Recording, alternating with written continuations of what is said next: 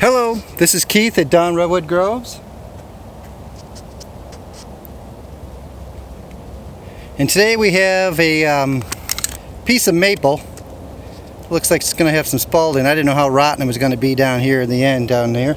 So we're just kind of cutting it open, and I cut it open and it looks like it might be okay, so I thought I'd give you a quick video on this. This thing is about 19 inches at the bottom and not quite 5 feet. So we'll cut it open and we'll see what we get out of it. This was a maple tree that was in my daughter and son-in-law's house, and one rainstorm decided it wanted to come down on the roof, so focus on really getting the tree off the roof, not focus on trying to get any logs for lumber. I'm not really sure how much I could have really got, but anyhow, we'll see what this looks like. Okay, so I took another 1 inch off of this thing, and it's a little better, but I think it's better on the other side. So I'm going to flip this over and we'll try the other side and see what we can get out of it. Okay, so yeah, this side is a lot better. So I'm going to do some 5/4 on this, and we'll see what we get. Let me set this up again. I got to drop the support arm here, and I'll try to set the camera up so you can see the saw cut. Okay, I apologize. I had to do some.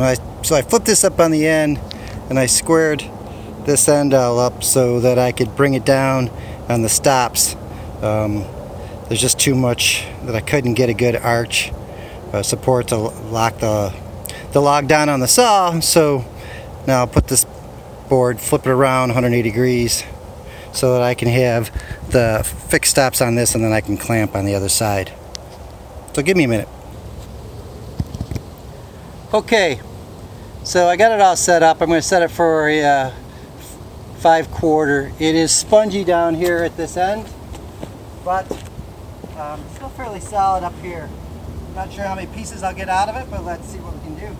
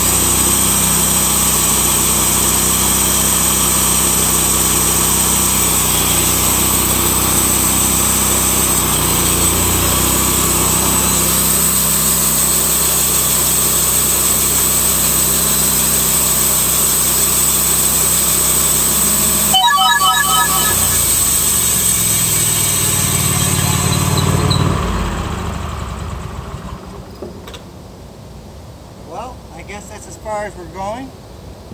I was hitting the clamp.